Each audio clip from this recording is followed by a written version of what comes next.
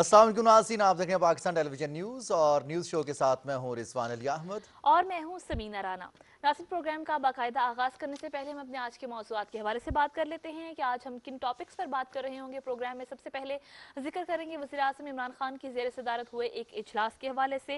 Era के कारकर्दगी के हवाले से तफसीली ब्रीफिंग दी गई वज़ीर-ए-आज़म इमरान खान को कि कौन कौन से मनसूबे जो एरा के ज़ेर तहत जारी हैं, जो तमीर नौ उनकी जारी है और जो भी बाकी हैं जिनका कंप्लीट होना, इस हवाले से वज़ीर-ए-आज़म इमरान खान को तफसीली तौर पर ब्रीफ किया गया। इसके बाद मईशत के हवाले से कुछ बात करेंगे। मईशत में हम देखते हैं रिजवान के दिन ब दिन बेहतरी आती जा रही है और ये बेहतरी आ रही है मौजूदा हुकूमत की मुआशी पॉलिसीज़ की वजह से। अब इसमें मज़ीद क्या अच्छी खबर है, इस पर भी हम बात करेंगे और एक्सपर्ट ओपिनियन भी अपने प्रोग्राम का हिस्सा बनाएंगे। और इसके बाद अब जैसे जैसे 25 जुलाई करीब आती जा रही है, हम देखते हैं कि आज़ाद कश्मीर में सियासी गहमा गहमी में इजाफा होता जा रहा है क्योंकि इंतखाबात करीब हैं। तो क्या माहौल है आज़ाद कश्मीर में, इंतखाबात के हवाले से भी प्रोग्राम में बात करेंगे। और इसके साथ साथ चूंकि आपने 25 जुलाई का कहा तो फिर अब 1 अगस्त का जिक्र आ जाता है, 31 अगस्त का और सितंबर का। अमरीका ने इनखला का ऐलान किया। अफगानिस्तान से बेशतर ममालिक अपनी आलमी अफवाज जो हैं वो अफगानिस्तान से निकाल चुके हैं। अफगानिस्तान की सूरत हाल क्या है, उस पर क्या डेवलपमेंट हो रही है, तालिबान का पेशकदमी जारी है, अफगान फोर्सेज रजिस्ट कर रही हैं, इस हवाले से खित्ते की क्या सूरत हाल होगी, इस पर भी बात करेंगे। साथ ही साथ कुछ बात करेंगे कोरोना वायरस एक दफ़ा फिर पाकिस्तान समेत खित्ते में बढ़ना शुरू हो गया है। पाकिस्तान में भी हम देख रहे हैं पॉजिटिविटी रेट 3.67 कल था, 3.79 गुज़िश्ता 24 घंटे में रहा। और आने वाले दिनों के हवाले से NCOC ने खबरदार किया है कि चौथी लहर का सामना करना पड़ सकता है, हमें एहतियाती तदाबीर करनी है। इसके साथ साथ भारत में कोविड-19 के साथ साथ ज़िका वायरस ने भी सर उठाना शुरू कर दिया है और कुछ रिपोर्ट्स हैं। आज के दिन के हवाले से एक अहम दिन है, सालगिरह भी है। पाकिस्तान क्रिकेट टीम के वर्ल्ड कप के हवाले से पेशगोई करने वाले एक साहब हैं, एक्स क्रिकेटर हैं, उनकी बात भी करेंगे आज के प्रोग्राम में। बिल्कुल जी, यहाँ पर एक ब्रेक ले लेते हैं और ब्रेक के बाद वापस आएंगे तो प्रोग्राम का बाकायदा आगाज करेंगे। हमारे साथ रहिएगा।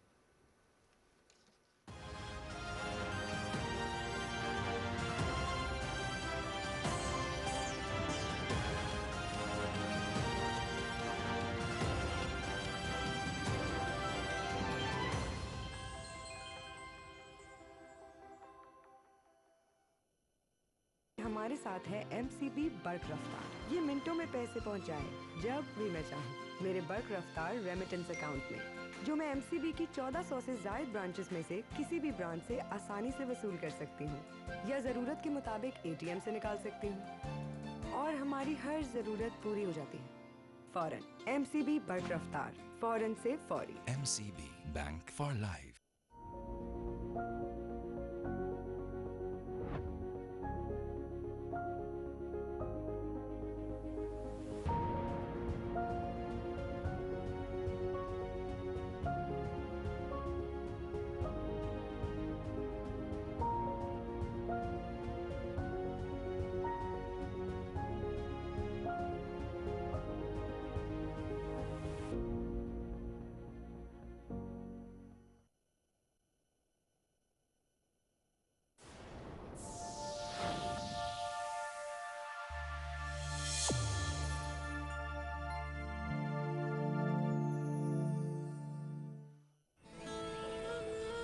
कैसे कहूँ, नाजायज बात नहीं है ये कोई। अगर ऐसा ना होता तो पैगंबर आखिरुज़्ज़मा खुद शादी फरमाते। आने वाले के लिए बिस्तर हाजिर, जाने वाले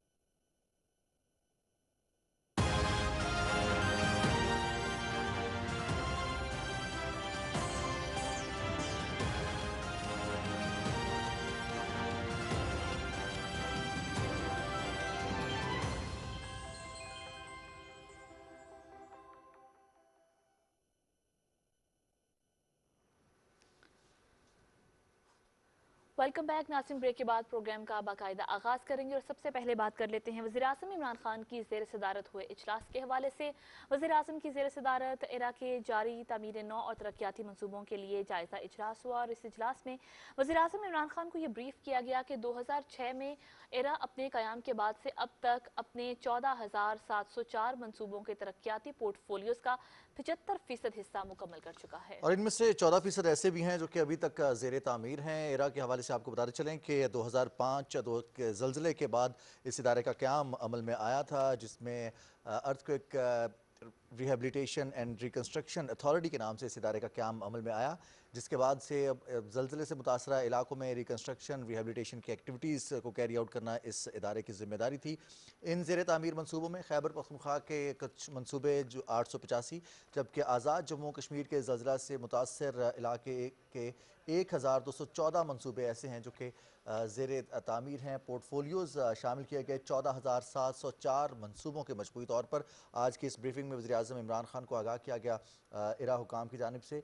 वज़ीर-ए-आज़म इमरान खान ने इरा से मुतल्लिका लोगों को इस हवाले से हिदायत की और हुकाम को हिदायत की कि जो लोग इन मनसूबों की वजह से सफ़र किए हैं या फिर जो मनसूबे मुकम्मल होने वाले हैं उनको जल्द अज जल्द मुकम्मल किया जाए ताकि लोगों को बर वक्त सहूलत फ्राहम की जा सके।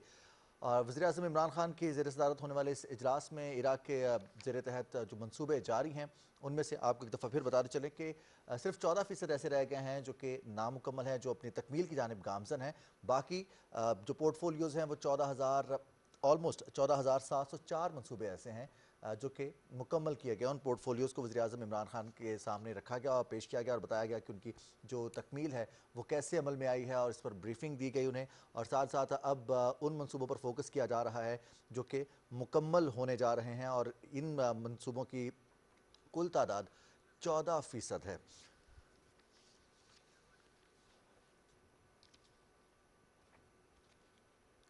आगे बढ़ते हुए कुछ बात करेंगे मईशत की, सरमायाकारी की, तिजारत की। मुशीर तिजारत और सरमायाकारी अब्दुल रज़ाक दाऊद ने कहा है कि मौजूदा हुकूमत ने मईशत को दुरुस्त समत पर डाल दिया और इसका सबूत यह है कि सनतकार नई मार्केट्स तलाश कर रहे हैं। हुकूमत इनका भरपूर साथ देगी और इस हवाले से जो इक़दाम किए गए हैं उसके लिए मज़ीद सनतकारों को सहूलत फ़राहम करने के लिए और इंडस्ट्री के ग्रोथ के लिए हुकूमती इक़दाम का सिलसिला जारी है। मुख्तलिफ सेक्टर्स में रिलीफ भी फ़राहम किया जा रहा है और बहुत सारे ऑपरेशंस ऐसे हैं उनको सिंप्लीफाई किया गया है ताकि इन्वेस्टर्स या फिर इंडस्ट्रियलिस्ट जो हैं वो अपने बिजनेसेस के फ़रोग के लिए हुकूमती पॉलिसी से फ़ायदा उठा सकें। बिल्कुल जी, और इसीलिए ये कहा गया है मुशीर तिजारत की जानिब से कि सरमायाकार अब नई मार्केट्स तलाश करें तो हुकूमत उनका भरपूर साथ देगी। और रिजवान, आपको याद होगा कि मासी में एक वक्त ऐसा भी था अनफॉर्चुनेटली कि जब सरमायाकार पाकिस्तान से बाहर सरमायाकारी करने को तरजीह देते थे, लेकिन अब अल्हम्दुलिल्लाह जो सर्कमस्टांसेस हैं, जो सूरत हाल है वो इतनी खुश आइंद है और ख़ासतौर पर सरमायाकारों के हक में है, उनकी फेवर में है कि सरमायाकार ज़्यादा से ज़्यादा यहाँ पर सरमायाकारी करना चाहते हैं। ना सिर्फ पाकिस्तान का सरमायाकार खुश हो रहा है, खुशहाल हो रहा है, बल्कि बैरूनी सरमायाकारी भी हम देख रहे हैं कि बड़े पैमाने पर पाकिस्तान आ रही है। और इस हवाले से इंटरनेशनल मैगजीन, इंटरनेशनल मीडिया भी बारहा अपनी रिपोर्ट्स में ये बता चुका है पाकिस्तान आने वाले वक्त में एक अच्छी मार्केट बन सकता है बैरूनी सरमायाकारों के लिए। बिल्कुल। और पाकिस्तान की मैशत के हवाले से ग्रोथ पर और ख़ास तौर पर जब टेक्सटाइल की बात की जाती है, धागे के एक्सपोर्ट्स के हवाले से बात की जाती है तो फैसलाबाद एक ऐसा पाकिस्तान का इंडस्ट्रियल शहर है जिसका नाम सबसे पहले जहन में भी आता है और सर फहरिस्त भी आता है। इसी पर बात करेंगे। Faisalabad chamber of commerce and industry के सदर हाफिज़ एहतशाम साहब ने हमें ज्वाइन किया है। हाफिज़ साहब अस्सलाम वालेकुम। जी वालेकुम अस्सलाम, क्या हाल है आपके? ठीक है अल्हम्दुलिल्लाह ठीक ठाक। हाफिज़ साहब, जो इक़दाम किए गए हैं अभी तक हुकूमत की जानिब से, मुतमईन है उससे? सनतकारों को काफ़ी ज़रा हेल्प मिल रही है इससे? देखिए जी, आज अब्दुल रज़ाक दाऊद साहब ने हमें विजिट किया। उसके ऊपर ना सिर्फ हमने उनके इक़दाम पर उन्हें अप्रिशिएट किया, इस वक्त हमने अपनी एक्सपोर्ट्स तकरीबन जो 25.3 बिलियन डॉलर्स का हदफ था वो हासिल कर चुके हैं।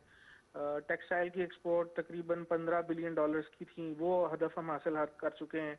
ये वो सारी पॉजिटिव चीज़ें थी जिन पे हमने बात की। हमारे मैक्रो इकोनॉमी के जो डायनामिक्स थे वो अल्हम्दुलिल्लाह इकोनॉमी ट्रैक पे आ चुकी है। अब इस चीज़ के ऊपर हमारा और रज़ाक दाऊद साहब का दोनों का इस चीज़ पर मुत्तफिक थे कि हमारा एसएमई सेक्टर को अभी हमने उठाना है, क्योंकि इस वक्त आपका लार्ज स्केल मैन्युफैक्चरिंग सेक्टर जो सा है उसकी ग्रोथ 18% है और एसएमई सेक्टर की ग्रोथ हम अभी सिंगल डिजिट में देख रहे हैं, वो 3-4% है और वो बैकबोन भी है। और रज़ाक दाऊद साहब उसी सिलसिले में उन्होंने हमें विजिट किया, हमें ऑन बोर्ड लिया और उन्होंने कहा कि स्टेक होल्डर्स की तजावीज़ को हमेशा प्रेफरेंस दी जाएगी और एसएमई सेक्टर को साथ लेके चलेंगे। इस हवाले से उन्होंने हमसे कहा कि टेक्सटाइल जो सा सेक्टर है वो अपनी ग्रोथ और एक्सपोर्ट का हदफ भी हमें बताए। तो हमने उन्हें कहा कि जी अगर बांग्लादेश 40 बिलियन डॉलर की एक्सपोर्ट कर सकता है टेक्सटाइल में तो हम लोग क्यों नहीं कर सकते, अगर हम सिर्फ वैल्यू एडिशन सेक्टर के ऊपर काम करना शुरू कर दें। और उन्होंने हमारी इस बात को सेकंड किया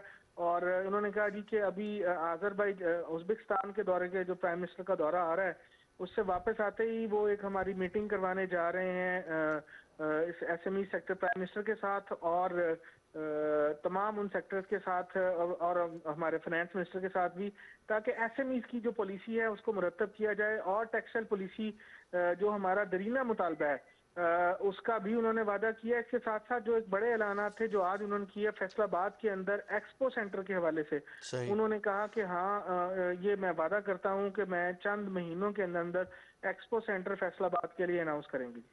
ठीक है एहतशाम साहब, अभी जो एक और अनाउंसमेंट भी की है मुशीर तिजारत ने, वो ये कि पाकिस्तान की तारीख में पहली मरतबा सनतों की खामाल की दरामदी ड्यूटी को ख़त्म किया गया है। ये दरामदी ड्यूटी ख़त्म करने के क्या फ़वाइद होंगे? देखिए जी, जब आपकी इंडस्ट्री की कॉस्ट ऑफ डूइंग बिजनेस की हम बात करते हैं, जब हम कॉस्ट को कम करेंगे तो लाजमी तौर के ऊपर हमारी ड्यूटीज कम होगी। इसके अंदर 1 जुलाई से पहले तक हमारे यान के ऊपर ड्यूटी 0 थी, लेकिन 1 जुलाई से वो दोबारा लग गई है। तो मुशीर तिजारत ने उस पर वादा किया कि वो फौरी तौर पे इसको विड्रॉ करने जा रहे हैं, ताकि जो हमारा सबसे बड़ा रॉ मटेरियल है और हमारा इंपोर्ट का बिल उससे कम होगा आने वाले दिनों में, उस पर ड्यूटी 0 होगी। इससे ऑटोमेटिकली हमारी एक्सपोर्ट्स बढ़ेंगी। जब तक हमारी कॉस्ट कम नहीं होगी, हम अपनी एक्सपोर्ट्स बढ़ाने में कामयाब नहीं हो सकेंगे।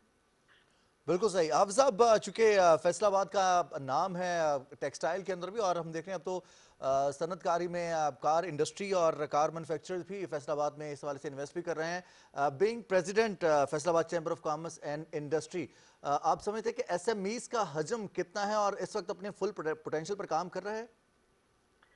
देखिए जी, यही बात यहाँ पर शेयर की। इस वक्त हमारा जो लार्ज स्केल मैन्युफैक्चरिंग सेक्टर है वो नो डाउट बहुत ज़्यादा फ्लोरिश कर रहा है, लेकिन एसएमई सेक्टर की वो ग्रोथ हम नहीं देख पा रहे जो हमने हदफ किया हुआ। और अब्दुल रज़ाक दाऊद साहब भी इस पर मुत्तफिक थे, वज़ीर आज़म क्या भी फोकस्ड हैं। उन्होंने कहा वज़ीर आज़म इस सिलसिले में पहली फेज के अंदर इकोनॉमी को सही डायरेक्शन पे लाना उनका मकसद था। अब आ चुके हैं हम सही डायरेक्शन पे। अब हमने एसएमई सेक्टर को साथ लेके चलना है। एसएमई सेक्टर क्योंकि हमारे जैसे मुल्क के अंदर एसएमई सेक्टर ना सिर्फ खुद अपना रोजगार पैदा करता है बल्कि एम्प्लॉयमेंट भी जनरेट करता है। और वज़ीर आज़म का जो मिशन है कि 1 करोड़ से ज्यादा नौकरियां वो एसएमई सेक्टर ही प्रोवाइड कर सकता है, और उसको ग्रो करने के लिए नई पॉलिसीज आ रही हैं। एसएमई सेक्टर के 2 ही सबसे बड़े मसले हैं। एक, एसएमई सेक्टर को बैंकिंग सेक्टर सपोर्ट नहीं करते ड्यू टू लेस कोलेटरल। दूसरा, उसके पास उसका जो वॉल्यूम है रनिंग फाइनेंस है वो नहीं होता। तो दोनों सिलसिले के अंदर government is now going to have a policy, आने वाले दिनों में वो अनाउंस करने जा रहे हैं। और रज़ाक दाऊद साहब का हम नायत शुक्र अदा करते हैं कि वो आए और उन्होंने हमें यकीन दिलाया कि इंशाअल्लाह ताला जिस तरह हमने इन 3 सालों के अंदर अपनी गिरती पड़ी इकोनॉमी को संभाला दिया है और ट्रैक पे लाए हैं, एसएमई सेक्टर भी बहुत जल्द आपको मार्केट के अंदर काम करता और बढ़ता हुआ नजर आएगा। इंशाल्लाह ऐसा ही होगा। इhtisham साहब, सेंट्रल एशिया हम देखते हैं कि एक बड़ी मंडी बन चुकी है। हमारे सरमायाकार, हमारे सनतकार इस अपॉर्चुनिटी को किस तरह से देख रहे हैं, और ये भी बताइएगा कि आप हुकूमत को क्या तजावीज़ देना चाहेंगे कि ऐसे कौन से इकदाम उठाए जाने चाहिए कि वस्त एशियाई मार्केट तक रसाई मज़ीद आसान हो जाए? देखिए जी, अभी वज़ीर आज़म पाकिस्तान के साथ हम उज़्बेकिस्तान के दौरे पे जा रहे हैं, तो वहाँ पर हम B2B मीटिंग्स भी करने जा रहे हैं। डेलीगेशन फैसलाबाद से भी जा रहा है। Textile and other than textile sector के ऊपर भी काम करने की ज़रूरत है। इस वक्त हम देख रहे हैं कि बिलाशुबा अगर पाकिस्तान को अपनी एक्सपोर्ट्स बढ़ानी है तो अदर देन टेक्सटाइल सेक्टर्स के ऊपर भी काम करने की ज़रूरत है, जिसमें IT सेक्टर सबसे अहम है। हमें IT सेक्टर के ऊपर काम करना है, हमारी ऑटोमोबाइल सेक्टर काम कर रहा है, हमारा मोबाइल सेक्टर के ऊपर इंशाल्लाह हम एक्सपोर्ट्स करने जा रहे हैं 2 साल में। तो टारगेट्स तो हमारे सेट होते जा रहे हैं, लेकिन उसके अंदर इंडक्शन इन मार्केट्स के अंदर जो सबसे इम्पोर्टेंट मसला इस वक्त है वो बैंकिंग सेक्टर सही तरीके से काम नहीं कर रहा। हमारे पास कोई ऐसा सेटअप के होते हुए ऐसा सोर्स नहीं है जहां से हम बैंकिंग ट्रांजैक्शन डेवलप कर सकें। तो अभी एडवाइजर साहब ने हमें इस चीज़ पे यकीन दिलानी चाहिए कि हम वहाँ के सेंट्रल बैंक्स को इन्वॉल्व कर रहे हैं और वो इन्वॉल्व होके हमारे बैंकिंग लाइंस हमारे पास ड्रॉ हो जाएंगी, ताकि हम अपनी एक्सपोर्ट्स और इंपोर्ट्स को बेहतर तरीके से ये $90 बिलियन की मार्केट है वस्ती एशिया के, जिसमें से हम अपना शेयर हासिल कर सकेंगे। बहुत शुक्रिया हाफिज एहतशाम साहब, सदर Faisalabad chamber of commerce and industry, इस वक्त हमारे साथ मौजूद थे और अपनी कीमती राय का इजहार कर रहे थे। उनकी जानिब से कहा गया कि हुकूमत की ज़्यादा से ज़्यादा तवज्जो जो है वो मईशत को बेहतर करने के लिए इकदाम पर मरकूज है, और इन इकदाम का पिछले 3 साल में बहुत ही मस्बत नताइज हमने देखे हैं और आइंदा जो 2 साल हैं उनमें भी इंशाल्लाह मईशत में बहुत बेहतरी आएगी और बहुत अच्छी खबरें पाकिस्तान के लिए आएंगी। और चूँकि इस हवाले से इकदाम हो भी रहे हैं और जिस तरह से उन्होंने भी कहा हाफिज़ एहतशाम साहब ने कि जो सबसे बेहतर चीज़ कर सकती है मईशत को वो SME सेक्टर को बूस्ट करना है, स्मॉल एंड मीडियम इंडस्ट्रीज़ के मसाइल को हल करना है, तो इसके लिए भी हुकूमत अब कोशिश है। और इसमें समीना हम देख रहे हैं कि इससे पहले हुकूमत ने अपने गुज़िश्ता 3 बरस में कोशिश की ये की कि पाकिस्तान में ज़्यादा से ज़्यादा सरमायाकारी आए, बैरूनी सरमायाकारी आए, डायरेक्ट इन्वेस्टमेंट्स पाकिस्तान में आए।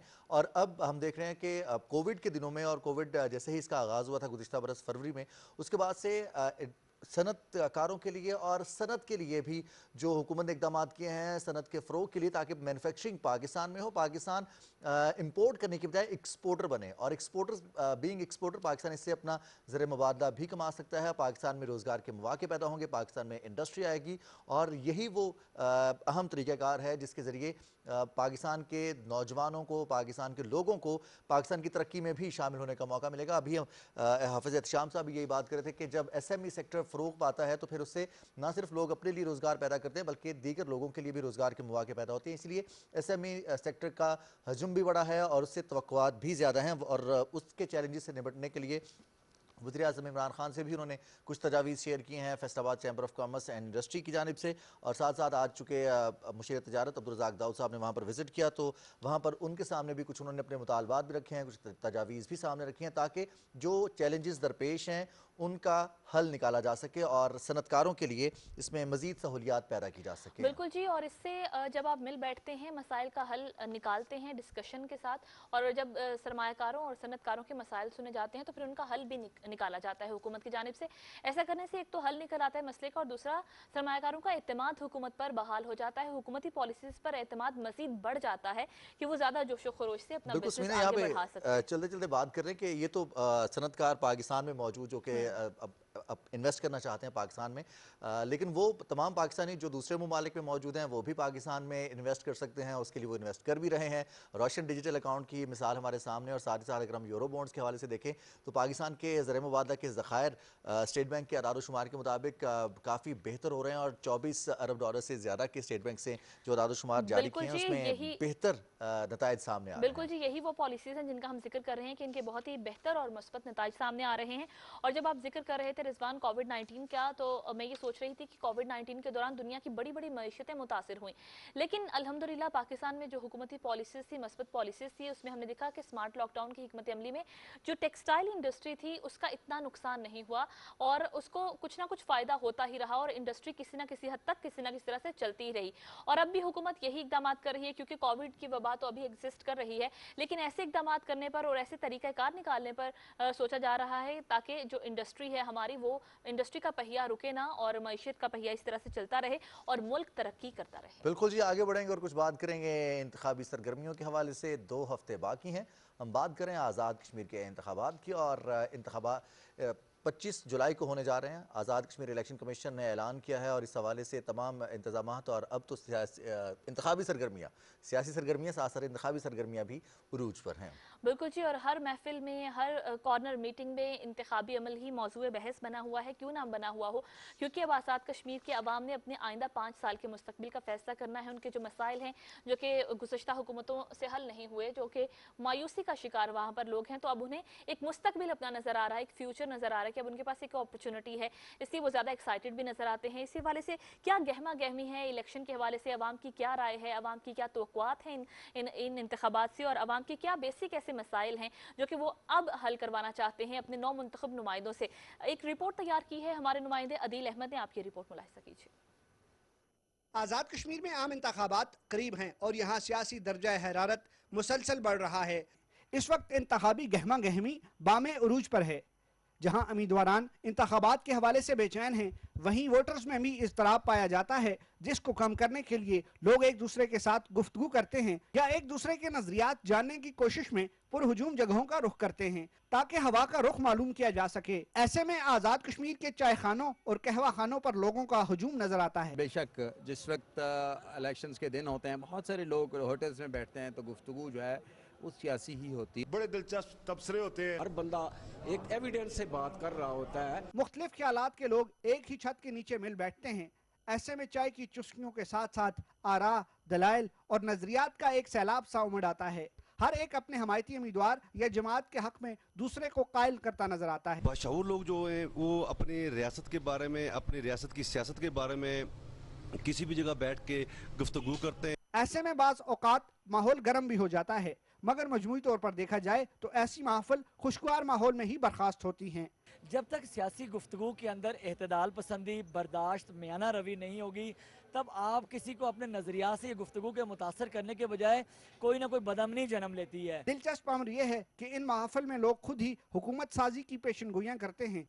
काबीना की तश्कील से लेकर सदर और वजीर आजम के चुनाव के पेश की मफरूजे भी इन्हीं चाय खानों और ढाबों पर अख्ज़ कर लिए जाते हैं।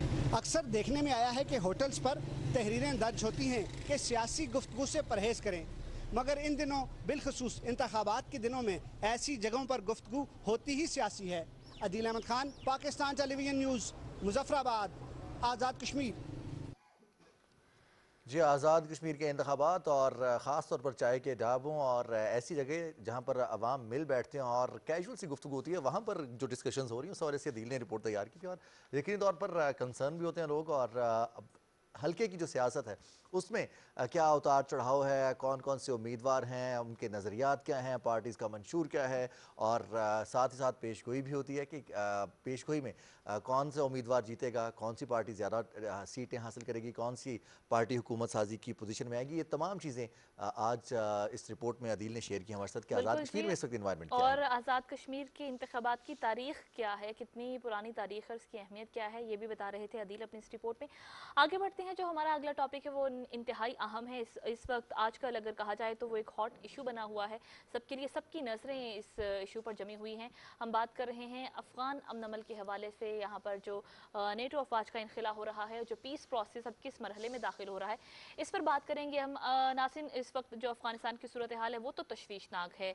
कहा जा रहा है कि अफगान तालिबान के मुताबिक उन्होंने अफगानिस्तान के 85% इलाकों पर कंट्रोल हासिल कर लिया है। और मॉस्को में प्रेस कॉन्फ्रेंस के दौरान अफगान मुज़ाकरातकार शहाबुद्दीन दिलावर ने बताया कि अफगानिस्तान के 398 अजला में से तकरीबन 250 पर तालिबान ने कब्जा कर लिया है। तो ये है वो तशवीशनाक सूरत हाल जो कि इस वक्त अफगानिस्तान में बनती हुई दिखाई दे रही है। जैसे ही यहाँ से अमरीकी अफवाज का इनखिला हो रहा है, क्योंकि अब ये अगस्त के आखिर तक कंप्लीट हो जाएगा, और उससे पहले ही हम रिजवान देख रहे हैं कि अफगानिस्तान में जो तालिबान हैं वो मजबूत से मजबूत तर होते जा रहे हैं, उनकी गिरफ्त ज़्यादा होती जा रही है, वो ज़्यादा इलाकों पर काबिज होते जा रहे हैं। और इस दौरान अफगान तालिबान और अफगान हुकूमत के दरमियान शदीद लड़ाइयाँ भी जारी हैं। बिल्कुल, और अफगानिस्तान की जो पेशकदमी है उसमें अब जो अहम पेशरफ्त हुई है वो ये है कि अफगानिस्तान के जो सरहदी इलाके हैं, ख़ास तौर पर ईरान के साथ जो सरहदी इलाका है, तजारती बंदरगाह भी है, वहाँ पर गुजरगाह भी है, वहाँ पर तालिबान ने कंट्रोल हासिल कर लिया है।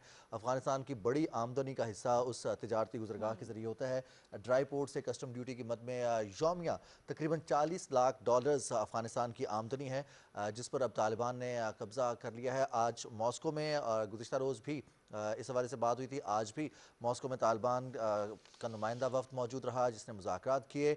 गो के जो खित्ते की पावर्स हैं उनकी भी कोशिश है कि अफ़गानिस्तान में क़याम अमन रहे। पाकिस्तान ने इस हवाले से अपना किरदार अदा किया। जब पाकिस्तान तालिबान को और अफ़गान हुकाम को, जो दीगर ग्रुप है, उनको मुज़ाकरात की मेज़ पर लाना ये अहम था। इस हवाले से हम पहले भी बात कर चुके हैं कि पाकिस्तान ने अपना किरदार अदा किया है और पाकिस्तान के इस किरदार को दुनिया तस्लीम भी कर रही है। लेकिन इसके बावजूद बहुत सारे ऐसे मामलात जिनमें पाकिस्तान कंसर्न है, पाकिस्तान इस पर अपने तहफ़्फ़ुज़ात से आगाह भी करता रहा है। पाकिस्तान ने कोशिशें की हैं और पाकिस्तान ने ख़ास तौर पर उन कुव्वतों को भी निशानदेही की है जो कि कोशिश ये कर रही हैं कि अफ़गान अमल को सबूताज किया जा सके, चाहे उसके लिए कुछ भी करना पड़े। और वो तमाम शरारती कुव्वतें या फिर बातिल कुव्वतें जो अफ़गानिस्तान के लोगों के अमन को तबाह करना चाहती हैं, उनके हवाले से पाकिस्तान पूरी दुनिया को बाखबर भी कर चुका है। ताहम इस वक्त जो सूरत हाल है कि वो 398 तकरीबन 400 अजला हैं अफ़गानिस्तान के, जिनमें से 250 से ज़्यादा ऐसे अजला हैं जिनके ऊपर तालिबान का इस वक्त कंट्रोल है। दूसरी जानिब ख़बरें कुछ इस तरह की भी आ रही हैं कि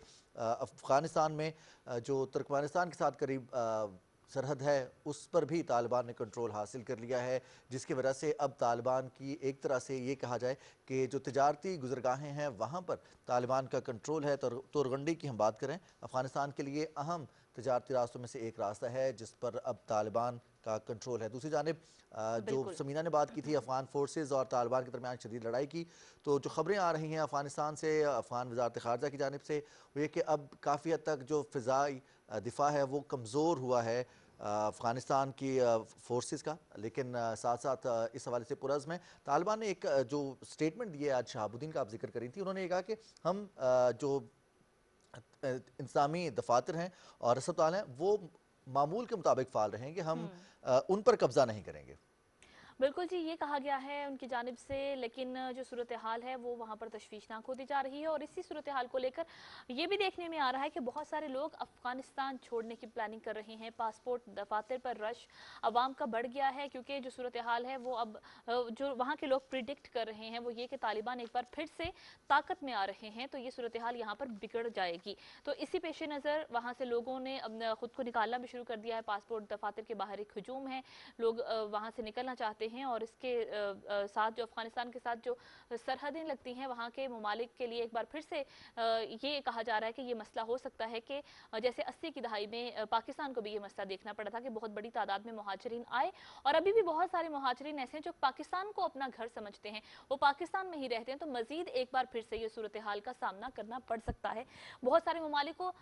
ये भी एक सूरत हाल है। दूसरी जानिब जैसे हम बात कर रहे हैं कि अमरीकी अफवाज के इनखिला को लेकर सदर जो बाइडन का जो बयान था जिस पर बड़ी नजरें जमी हुई थी दुनिया की, जिसके बारे में कहा जा रहा था कि बहुत बड़ी खबर आ सकती है, ये भी कहा जा रहा था कि शायद वो इसको अब इस प्रोसेस को मजीद प्रोलॉन्ग कर दें, शायद ज़्यादा देर तक अफवाज वहाँ अफगानिस्तान में रुकें, लेकिन ऐसा नहीं कहा उन्होंने। सदर जो बाइडन की जानिब से ये कहा गया गुज़श्ता दिनों जो उन्होंने अपना पॉलिसी बयान दिया अफगानिस्तान पीस प्रोसेस के हवाले से, इनखिला के हवाले से, उनकी जानिब से ये कहा गया कि हम अपने मफादात, अमरीका अपने मफादात हासिल कर चुका है और जो अमरीकी अफवाज का इनखिला है वो अगस्त के आखिर तक मुकम्मल हो जाएगा। और 9/11 की तारीख दी गई है सितंबर के हवाले से। तो अब लेकिन साथ ही साथ ये भी तज्जियाकारों की जानिब से ये भी राय सामने आ रही है रिजवान कि ये जो अमरीकी अफवाज का इनखिला है ये इंतहाई जल्दी में हुआ। जैसे बगराम एयरपोर्ट को जिस तरह से खाली किया गया, रातों रात खाली किया गया, लाइट्स ऑफ हो गई और उसके बाद वहाँ पर लूट मार भी हुई, बहुत सारा असलहा तालिबान के हाथ भी लगा। और तो इस सारे प्रोसेस को लेकर तज्जियाकारों की जानिब से ये भी कहा जा रहा है कि शायद बहुत ज़्यादा जल्दी में ये प्रोसेस शुरू कर दिया गया। इसकी क्या वजह है, इस पर भी हमें प्रोग्राम बिल्कुल, और इसी पर बात करेंगे। डॉक्टर मुनव्वर हुसैन साहब ने हमें ज्वाइन किया है, माहिर बैन अल-अक़वामी उमूर के। डॉक्टर साहब अस्सलाम वालेकुम। वालेकुम सलाम रिजवान, आपकी को होस्ट को भी सलाम, आपके सुनने वालों को, आपकी पूरी टीम को सलाम। वालेकुम अस्सलाम। डॉक्टर साहब अभी समीना ये जिक्र कर रही थी कि किस बात की जल्दी है अमेरिका को, जिस तरह से बगराम एयरबेस को खाली किया गया और अब तो नई हर पॉलिसी स्टेटमेंट में एक नई तारीख आ जाती है जो बाइडेन की तरफ से या फिर अमेरिकी इंतजामिया की जानिब से, इसकी क्या वजह है?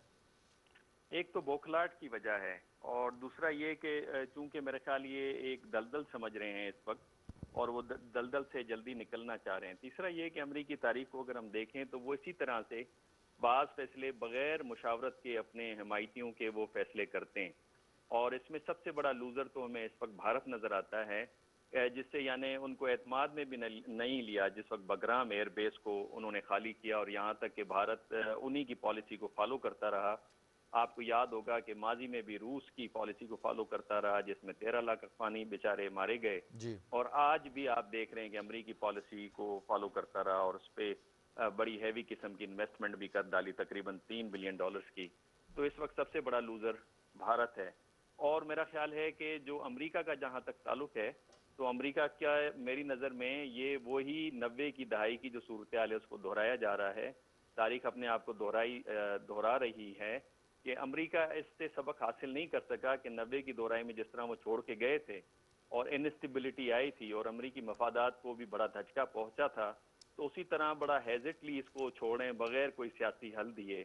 और उसी तरह जो लिसानी ग्रोह हैं और जो कबाइल पर मुश्तमिल अफगानिस्तान है उसके अंदर इनस्टेबिलिटी लाने की कोशिश की जा रही है। अब यहाँ पे सारी जिम्मेदारी जो है, दूसरे लफ्जों में जो सबसे बड़ा हर्ट हो रहा है जिनके मफादात, वो नेबरिंग कंट्रीज हैं अफगानिस्तान के, उसमें पाकिस्तान सर फहरिस्त है, ईरान है, सेंट्रल एशियन है, फिर आपका चाइना, रशिया भी है। लेकिन क्या सवाल ये है कि क्या अमेरिका अगर यहाँ पे इंस्टेबिलिटी होती है तो क्या वो अपने मफादात को सिक्योरिटी और दूसरे मफादात हासिल कर पाएगा? तो जवाब है नहीं। और अगर कल तालिबान बिलफर्ज हुकूमत में आ जाते हैं तो उस सूरत में अगर उसके तालिबान उसके ताल्लुकात उससे बेहतर नहीं होते तो उस सूरत में क्या उसके मफादात वो हासिल कर पाएगा? तो अगेन जवाब है नहीं। और मेरा हंच ज़ाती तौर पे यही है कि आप देखेंगे कि अगर तालिबान कल को हुकूमत में आते हैं तो ये फ़र्ज किया जाता है, तो उस हालत में आप देखेंगे कि अमेरिका उसको रिकॉग्नाइज करेगा। कल की प्रेसिडेंट जो बाइडन की जो प्रेस कॉन्फ्रेंस थी उसमें उन्होंने इस चीज़ का इशारा भी दिया। डॉक्टर साहब, अब दो सवाल यहाँ पर उठ रहे हैं जो दोनों सवाल मैं आपके सामने रखना चाहूंगी। एक तो ये कि जैसे अगर आपने कहा कि अगर हम फर्ज कर लें जो सूरत हाल सामने आ रही है कि अगर अफगानिस्तान में तालिबान हुकूमत में आ जाते हैं, जैसे 85% इलाकों पर कब्जा भी कर लिया है, तो सूरत हाल कितनी ख़राब हो सकती है? दोनों फरीकैन का कितना ज़रूरी है मिल बैठना इन तमाम उमूर को हल करने के लिए? और दूसरा, जैसे सदर जो बाइडन ने भी बात की कि हमने अभी जो पॉलिसी स्टेटमेंट दी उन्होंने कि हमने अमेरिका ने अपने मफादात हासिल कर लिए हैं इस जंग से, लेकिन समझ नहीं आ रहा कि कौन से मफादात है। आपने भी जिक्र किया कि वही तारीख को दोहराया जा रहा है, तो आप क्या समझते हैं कि ये कौन से मफादात है जो कि अमेरिका ने हासिल किए अफगानिस्तान में रहकर? नहीं, मफाद को हासिल करना वो तो खैर अपनी कॉन्स्टिट्यूंसी और अमेरिकन लोगों को मुतमईन कर रहे हैं, क्योंकि आपने देखा कि वहाँ के साथ ही बड़े क्रिटिकल क्वेश्चंस उनके साथ कर रहे थे और बाज़ सवालात के ऊपर तो वो बड़े जज्बाती भी नज़र आए और बड़े मुख्तसर से उन्होंने जवाबात दिए और बाज़ औक़ात कहा कि ये सिली क्वेश्चन है, तो वो सेटिस्फाई करने की कोशिश करें। और अमेरिका की पूरी दुनिया में एक जग हसाई तो है कि एक चौधरी जो था उसकी नहीं चली अफगानिस्तान के अंदर। मफाद तो उनका सिक्योरिटी इंटरेस्ट था कि वो तहफ़्फ़ुज़ प्रोवाइड करें अमेरिकन को, अमेरिकन के मेन लैंड को और उसके साथ उनके इत्तेहादियों को और उनके जो दूसरे मफादात हैं माशी और स्ट्रेटेजिक जो इंटरेस्ट हैं। तो सवाल ये है कि वो जो चाहते थे कि यहाँ पे एक जमहूरी और गैर तालिबान और गैर मजहबी हुकूमत हो, तो क्या वो इस वक्त तालिबान के उस असर व रसूख को रोक पाए हैं? बिल्कुल रोक नहीं पाए। अब अगला खतरा जो मंडला रहा है वो दाइश की तहरीक का है वहाँ पे। सही। तो उस सूरत हाल में भी क्या अमेरिका उससे मुकम्मल तौर पे महफूज है? बाज़ तो ये भी कह रहे हैं कि दाइश को लाके उन्होंने ही वहाँ पे यानी एक कंस्पायरेटल थ्योरी समझ लें या एक मौक़िफ़ ही आप ले लें कि वही दाइश को लेकर आए और वही उनको लॉजिस्टिक्स भी प्रोवाइड कर रहे हैं। सही। अब ये गलत है या सही, लेकिन दाइश की मौजूदगी तो हकीकत में देखा जाए तो अमरीकी मफाद के खिलाफ है। लिहाजा अमरीका को चाहिए ये कि अमरीका के मफाद का तहफ़्फ़ुज़ का फ़कत एक ही रास्ता है और वो रास्ता जो है ना पाकिस्तान से होकर जाता है और वो सूरत में जाता है कि जो मुज़ाकरात हैं तालिबान और हुकूमत को जो काबुल की हुकूमत है उनके दरमियान में वो कामयाब हों। और मैं समझता हूँ कि अमेरिका का लीवरेज है इस वक्त और प्रेशर बिल्डअप कर सकते हैं हुकूमत के ऊपर कि वो तालिबान के साथ बैठकर नेगोशिएट करें, क्योंकि हुकूमत की तरफ से डिलेइंग टैक्टिस इस्तेमाल होती रही है। बिल्कुल सही, बिल्कुल सही। अच्छा डॉक्टर साहब, आपने जिक्र किया है कि दो फ्रीक, एक तालिबान, दूसरा अफ़गान हुकूमत, और भी बहुत सारे ग्रोह हैं जो कि असरअंदाज हो सकते हैं ऐसे में, लेकिन तालिबान की जानिब से मॉस्को में जो गुफ्तगू की गई है उसमें ये कहा गया है कि हम एक तो सूबाई मराकज़ पर कब्जा नहीं करेंगे, दूसरा ये कि उन्होंने यकीन दहानी कराई है इन मुज़ाकरात में ख़ासतौर पर अपने हमसाया ममालिकों के अफ़गानिस्तान की सरजमीन किसी दूसरे मुल्क के खिलाफ इस्तेमाल नहीं होगी। इसके बाद शोरश के पैदा होने की कौन कौन से इम्कान नज़र आते हैं? देखें, बात यह है रिजवान के मुझे इस वक्त तालिबान बड़े रैशनल नज़र आ रहे हैं। मैं आपको सच्ची बात बताऊं, सही। देखें वो जो उनकी जो माजी की जो गलतियां थी ना, उन्होंने सबक सीखा है। पहले तो उन ममालिक के साथ जिनका उनसे नहीं बनती थी, और आपको याद होगा खुसूसी तौर पे ईरान के साथ, ईरान ने अपनी फौजें भी लगा दी थी जब ईरानी डिप्लोमेट्स को उन्होंने उठाया था और कुछ मारे गए थे। तो लेकिन आज देखिए ईरान के साथ उनके ताल्लुकात, सऊदी अरब के अलावा कतर और दोहा के साथ जो उनके ताल्लुकात हैं, फिर रशिया के साथ आप देख रहे हैं कि अभी ईरान के बाद एक तालिबान का वक्त रशिया भी गया हुआ है, और फ्रैंकली स्पीकिंग चाइना के कई इन्होंने विजिट्स किए हैं तालिबान ने। तो आप देख रहे हैं कि इस जो खारजा पॉलिसी है, जो उनका बर्ताव, इसके अंदर रैशनैलिटी नजर आ रही है, पहली बात। दूसरी बात आप देखें कि वो उनके जो मुखालफीन थे अपने मुल्क के अंदर, यानी मैं बात करूं ताजिक की, हज़ारा की और उज़्बक की, आप देखें वो तहरीक तालिबान में उनको वो लेकर आए और जो इलाके वो फतह कर रहे हैं वहीं पे उनको इंचार्ज बनाया जा रहा है। तीसरी बात आप देखें उनकी स्टेटमेंट बड़ी रैशनल है कि हम जो है वो सूबाई मराकज़ को या मरकज़ की हुकूमत को कब्जा नहीं करेंगे, और वो ज़्यादा से ज़्यादा दूसरे इलाके इसलिए कब्जा कर रहे हैं ताकि वो एक पावर पोजीशन से नेगोशिएट कर सकें, मुज़ाकरात कर सकें और मेजर बिल्कुल कंसेशन ले आपने सकें बिल्कुल अफ़गान आपने हुकूमत ठीक एनालिसिस किया है डॉक्टर साहब कि इस वक्त तालिबान जो है वो कमांडिंग पोजीशन में नजर आ रहे हैं। लेकिन जब हम पाकिस्तान की बात करते हैं, पूरी दुनिया को अब तो मालूम है, दुनिया इस पर मुत्तफिक भी है कि पाकिस्तान हमेशा से ये बात करता रहा कि अगर खित्ते का अमन चाहिए तो अफगानिस्तान में अमन दरकार है। लेकिन हमने देखा कि कुछ ऐसी कुव्वतें भी थी, कुछ ऐसी ताकतें भी थी खित्ते की, जिनका किरदार अफगानिस्तान में मनफी रहा, और अफगान हुकूमतों का रवैया कहीं ना कहीं हद तक उन ताकतों के साथ नरम रहा। लेकिन उसके बाद अब फिर एक बार फिर पाकिस्तान से कहा जा रहा है कि पाकिस्तान अपना किरदार अदा करे, पाकिस्तान अफगानिस्तान की मदद करे। पाकिस्तान की अहमियत को तस्लीम करते हुए, जानते हुए भी मुख्तलिफ अदवार में अफगान हुकूमतों का रवैया पाकिस्तान के साथ मुख्तलिफ क्यों रहा? ये बड़ा अफसोसनाक है। पाकिस्तान ने हमेशा अफगान भाइयों की मदद की है। वो सोवियत यूनियन से पहले की बात हो, सोवियत यूनियन इंटरवेंशन की बात हो, उसके बाद 9/11 के बाद जो अमेरिकन और नेटो फोर्सेस के जो हमले थे, उसके बाद भी जो अफगान भाइयों की जो मदद थी, वो बेसिकली हमने उनकी मदद की कि वो इधर आएँ, सेटल डाउन करें। उससे हमें माशी तौर पे, समाजी तौर पे, सियासी तौर पे बड़े नुकसानात हुए। और ख़ुद अमेरिका को भी, यानी जो हमारा दोस्त रहा है इतना लंबे अरसे तक और जिसके साथ हमने मिलकर बहुत काम किया है, वो भी जब इस तरह की कोई स्टेटमेंट दे रहे होते हैं तो बड़ा अफसोस हो रहा होता है।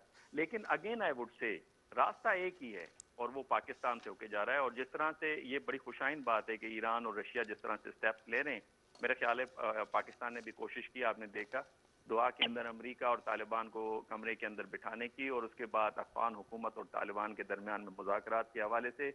और पाकिस्तान का मौक़िफ़ भी बड़ा जचा-तुल्ला सा है कि हम अफ़गानियों की हुकूमत चाहते हैं, जिसको अफ़गान के लोग उसको हुकूमत में लेकर आएंगे, हम उसी को सपोर्ट करेंगे। और हम चाहते हैं कि पूरे खित्ते के अंदर अमन हो, क्योंकि पाकिस्तान की पॉलिसी का जो अहम ऑब्जेक्टिव है वो रीजनल कनेक्टिविटी है। जैसे जियो पॉलिटिक्स से जियो इकोनॉमिक्स की तरफ हमने मूव किया है, लिहाजा हमारा जो महवर है वो खित्ते में माशी खुशहाली है, और उसके लिए ज़रूरी है कि अफगानिस्तान के अंदर अमन रहे।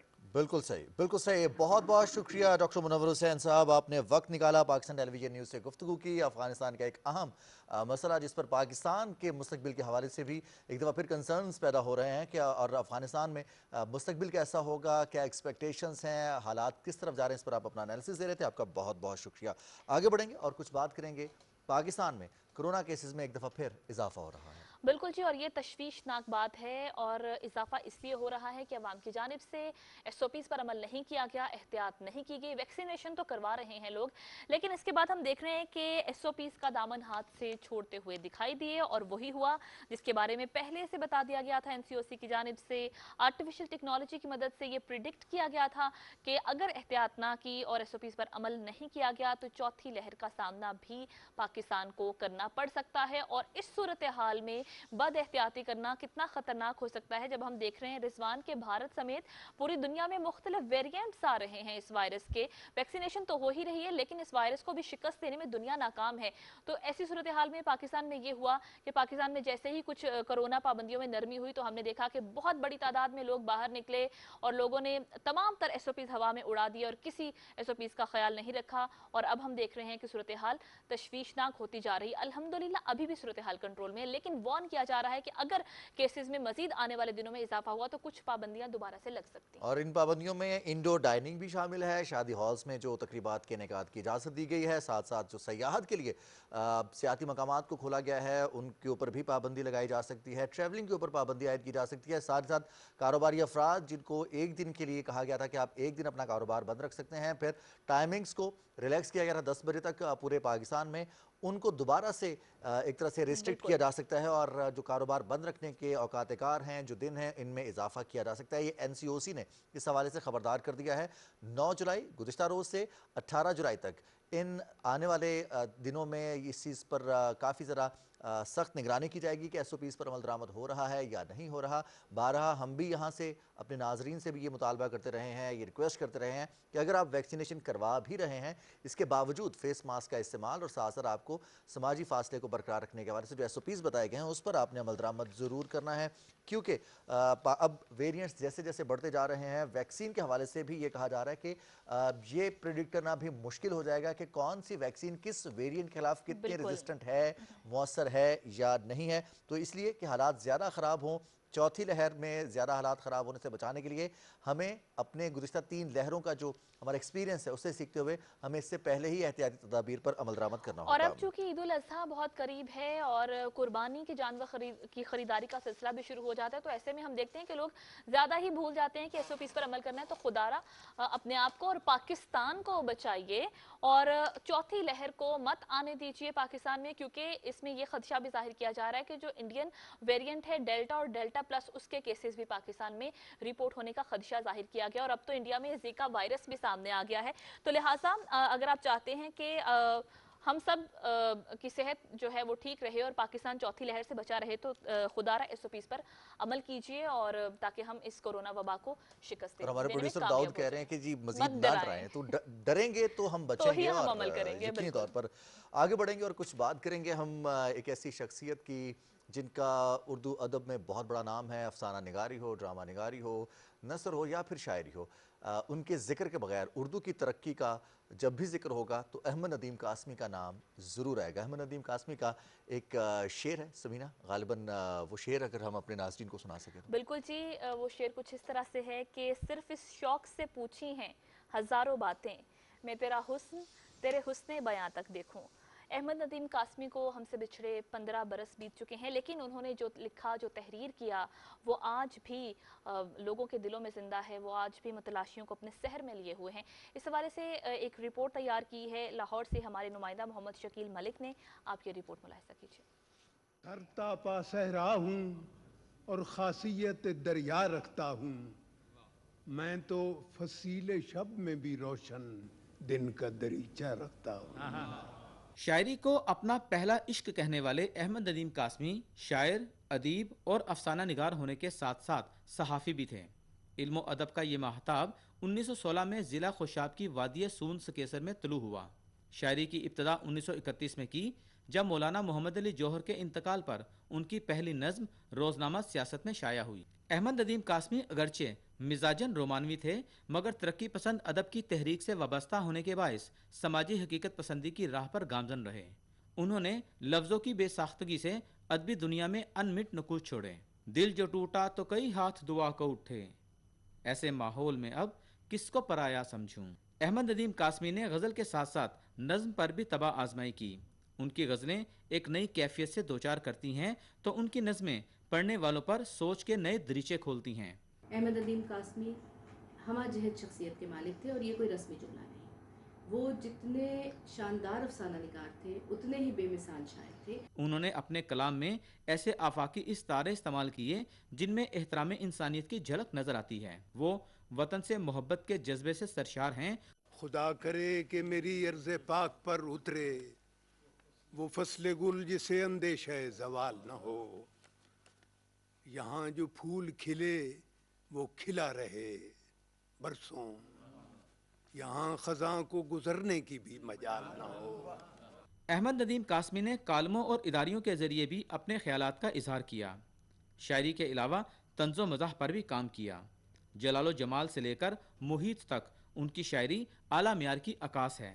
उनके लिखे हुए कई ड्रामे पाकिस्तान टेलीविजन की स्क्रीन की जीनत बने। अहमद नदीम कासमी की अदबी खिदमात के एतराफ़ में उन्हें मुताद्दद एजाज़ात से भी नवाजा गया और महकमा डाक ने उनका यादगारी टिकट भी जारी किया। कौन कहता है कि मौत आई तो मर जाऊंगा, मैं तो दरिया हूँ समंदर में उतर जाऊंगा। अहमद नदीम कासमी का कलाम नए कलमकारों के लिए मशले राह है। Mohammad Shakeel Malik, Pakistan television news, Lahore. जी, और अब कुछ बात करेंगे पाकिस्तान इंग्लैंड एक रोज़ा सीरीज़ की। दूसरा मैच आज खेला जा रहा है लॉर्ड्स में। इंग्लैंड की बैटिंग जारी है। अब से कुछ देर पहले तक 175 रन से इंग्लैंड के 7 खिलाड़ी उनके आउट हो चुके हैं, जबकि 30 से ज़्यादा ओवर्स का खेल मुकम्मल हो चुका है।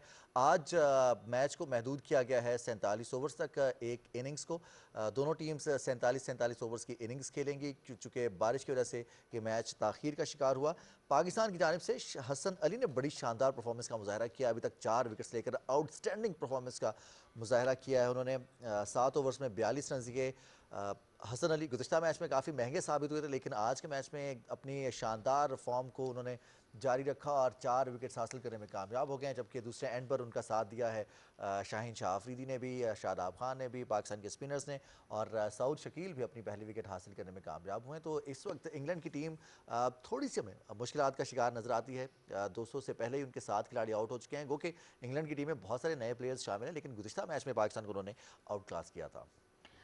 बिल्कुल जी। और अब अभी जब रिजवान आप कह रहे थे कि इंग्लैंड की टीम थोड़ी सी प्रेशर में नज़र आ रही है, और आना भी चाहिए, और शाहीनों को अच्छी परफॉर्मेंस का मुजाहिरा करना चाहिए, क्योंकि इससे पहला जो मैच था वो बहुत छोटा टारगेट था, लेकिन उसको चेस करने में पाकिस्तानी बहुत बुरी तरह से नाकाम हुए और बहुत बुरी शिकस्त का सामना करना पड़ा। लेकिन आज हम और हमारी और तमाम जो क्रिकेट लवर्स हैं उनकी यही एक्सपेक्टेशंस होंगी कि जितनी बुरी तरह से शिकस्त हुई थी, आज उतनी ही अच्छी जीत भी होनी चाहिए आज के इस मैच में। तो क्या सूरत हाल है मैच की, इस पर बात करने के लिए इस वक्त हमें ज्वाइन किया है स्पोर्ट्स जर्नलिस्ट इकबाल जमील साहब ने। अस्सलाम वालेकुम इकबाल साहब, बहुत शुक्रिया आपने वक्त निकाला न्यूज़ शो के लिए। वालेकुम सलाम Samina, thank you very much. Iqbal साहब, अभी आप भी देख रहे होंगे, आज के मैच का सबसे पहला फैसला पाकिस्तान का टॉस जीतकर फील्डिंग करने का क्या ठीक साबित हो रहा है, और बॉलिंग परफॉर्मेंस को कैसा देख रहे हैं आज आप?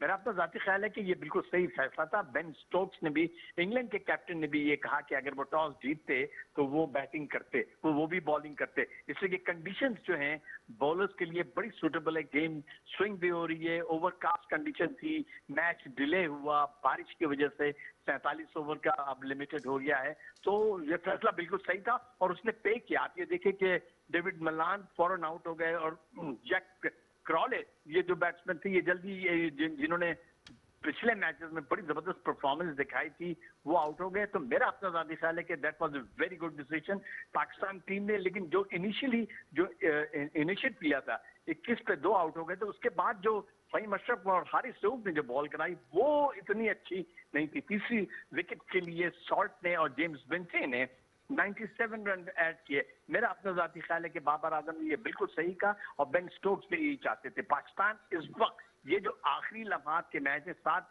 विकेटें गिर चुकी हैं, आखिरी लम्हात के ये रन बड़े क्रूशल होंगे। इस रंग में पाकिस्तान को चाहिए कि उनको आउट कर दें और कम से कम स्कोर दें, लेकिन अगर ये थोड़ा सा 225, 230 तक स्कोर करते हैं तो कंडीशंस बॉलिंग के लिए बड़ी अच्छी है। मेरा अपना जाती ख्याल है कि that's going to be a tough contest. Pakistan को जो इनिशिएटिव हासिल था वो अभी भी हासिल है, लेकिन अगर ये 220, 225 स्कोर कर जाते हैं तो then going to be a good contest, I think. तो इकबाल साहब, अभी तक जो विकेट जिस तरह से खेल रही है, हम देख रहे हैं एक्स्ट्रा बाउंस भी दिखाई दिया हमें, स्पिनर्स के लिए भी नजर आया, शादाब को भी मिला। इससे पहले जो हमारे इनिशियल ओवर्स में पेसर से हसन अली और शाहीन शाह अफरीदी, उन्होंने भी फायदा उठाया। एक तो विकेट कैसा खेली, दूसरा बाबर आजम की कैप्टेंसी आज के मैच में कैसी आपको नजर आ रही है? रिजवान, आपने बिल्कुल सही कहा कि Rizwan, you are absolutely right. मेरे ख्याल में कि बाबर आजम आज वो एक कप्तान नजर आ रहे हैं, लीडिंग फ्रॉम द फ्रंट हैं। और सबसे बड़ी बात ये कि उन्होंने जो सऊद शकील को गेंद दिया, उन्होंने विकेट भी लिया। ये एक बड़ी एक ऐसा लग रहा था कि वो कुछ सोच रहे थे, कुछ करना चाहिए, अगर विकेट नहीं गिरती तो कुछ ना कुछ करना चाहिए। आज उन्होंने करके दिखाया। सऊद शकील से एक्सपेक्ट नहीं कर रहा था, उन्होंने बड़ी उम्दा बॉलिंग की। लाइक वाइज शादाब ने बड़ी अच्छी बॉलिंग की, लेकिन हसन अली जो थी ना, उनको बाउंस भी मिल रहा है, उनकी गेंद स्विंग भी हो रही है और उन्होंने पूरी तरह दबोच लिया है इंग्लिश बैट्समैन को। मेरा अपना ज़ाती ख्याल है कि हसन अली का आज दिन है, अब तक वो 4 विकेट ले चुके हैं और उनको चाहिए कि इस मोमेंटम को वो उन्होंने स्लिप करने दिया शाहीन और हसन अली ने। मेरा अपना ख्याल है कि वो एक डेंजरस साबित हो सकता है, लेकिन अभी तक एज हासिल है पाकिस्तान को। और विकेट, जैसे बेन स्टोक्स ने भी कहा, मैं बार बार रिपीट इसलिए कर रहा हूँ, विकेट में बाउंस भी है और इंग्लैंड के पास बॉलर्स भी बड़े अच्छे हैं। साकिब महमूद जैसे बॉलर हैं, सिम्पसन है, तो उनके पास एक there is a good battery of bowlers. इसीलिए मैं कह रहा हूँ कि स्कोर जो है अंडर 200 रहे तो दैट पाकिस्तान के लिए एक विक्ट्री पॉसिबल नजर आती है मुझे।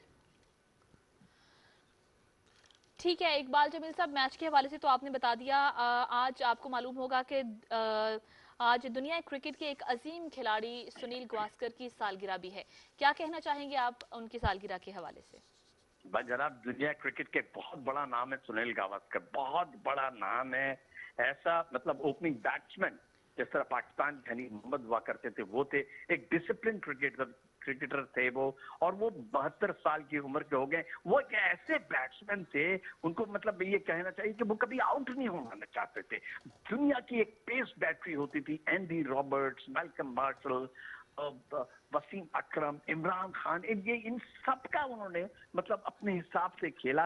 और वो उनके कैरियर देखिए, 125 टेस्ट में उन्होंने 34 सेंचुरी स्कोर की, 34 45 50s की, एवरेज उनका 51 से थोड़ा सा ऊपर था। तो मेरे ख्याल में गावस्कर जो थे ना, यंगस्टर्स के लिए एक बहुत ही मतलब एक एग्जाम्पल थे, डिसिप्लिन क्रिकेटर थे, और मतलब फाइटर थे, और वो उनकी कोशिश होती है कि वो 5 दिन विकेट पे रहे। ये एक बड़े कम क्रिकेटर्स में होता है। उनकी जो टेम्परामेंट था, that was superb. I think ऐसे बहुत कम क्रिकेटर्स होते हैं कि जिनका टेम्परामेंट हो, और उस जमाने में उन्होंने क्रिकेट खेली जब हेलमेट इस्तेमाल नहीं होते थे, गेंद से डरते नहीं थे। उनकी जो लैंग्वेज थी ना, टेक्स्ट बुक क्रिकेट खेलते थे वो, टेक्स्ट बुक बिल्कुल। यस जी, इकबाल जमील साहब बहुत बहुत शुक्रिया, आप हमारे साथ मौजूद रहे टेलीफोन कॉल पर। पाकिस्तान और इंग्लैंड के माबैन दूसरा एक रोज़ा मैच लॉर्ड्स में खेला जा रहा है। ये मैच आप ईटीवी स्पोर्ट्स पर बराह रास्त देख सकते हैं। पाकिस्तान और इंग्लैंड के माबैन पहली इनिंग्स का ये खेल, इंग्लैंड की बारी अभी जारी है। बिल्कुल जी, और ये मैच पीटीवी स्पोर्ट्स पर बराह रास्त दिखाया भी जा रहा है। जैसे अभी हम बात कर रहे थे कि सुनील गावस्कर, जिन्हें दुनिया क्रिकेट का अजीम खिलाड़ी माना जाता है, उनकी आज सालगिरह भी है। 10 जुलाई 1949 को मुंबई में पैदा होने वाले सुनील गावस्कर ने अपने शानदार टेस्ट करियर का इख्तिताम 125 मैचेस में रन्स बनाए बहुत सारे, और 34 सेंचुरीज उन्होंने बनाई इस टेस्ट करियर में। और इस वक्त वो टेस्ट क्रिकेट में सबसे ज़्यादा रन्स और सबसे ज़्यादा सेंचुरीज बनाने वाले बल्लेबाज थे। उस वक्त गावस्कर ने 4 किताबें भी तहरीर की हैं। उनका दिलचस्प और सादा स्लूक पढ़ने वालों को अपने से दूर नहीं जाने देता। सुनील गावस्कर एक बेहतरीन क्रिकेट कमेंटेटर भी हैं।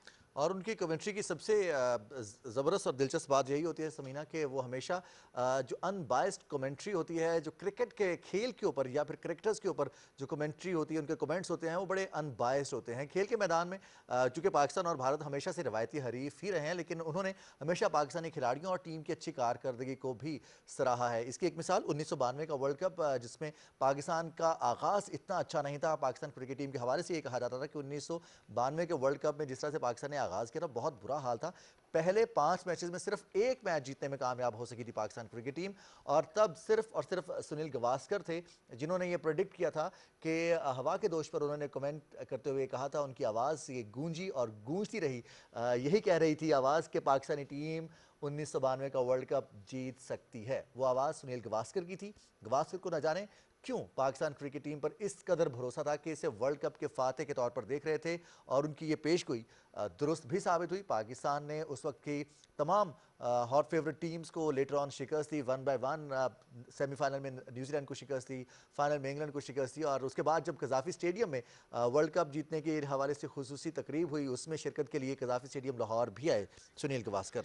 बिल्कुल जी, और गावस्कर अपनी स्वानी हयात में पुरानी यादों को ताज़ा करते हुए कहते हैं कि मुझे उस दौरान डिनर के लिए इमरान खान के घर जाने का मौका मिला था, और जहां पर नुसरत फ़तेह अली खान भी मौजूद थे, और उन्होंने कवालियां भी सुनाई थी, और वो एक खूबसूरत मौका था। सुनील गावस्कर की इमरान खान से मुतालिक एक और पेशगोई भी दुरुस्त साबित होगी, वो भी अपने नाज़रीन को बता देते हैं। 2012 के एशिया कप के एक मैच के दौरान सुनील गावस्कर और रमीज़ राजा कमेंट्री बॉक्स में मौजूद थे। रमीज़ राजा ने इमरान खान का जिक्र करते हुए कोई जुमला बिल्कुल इमरान खान की आवाज़ में अदा किया, जिस पर सुनील गावस्कर ने उन्हें कहा कि ज़रा एहतियात से रहें, ज़रा एहतियात करें।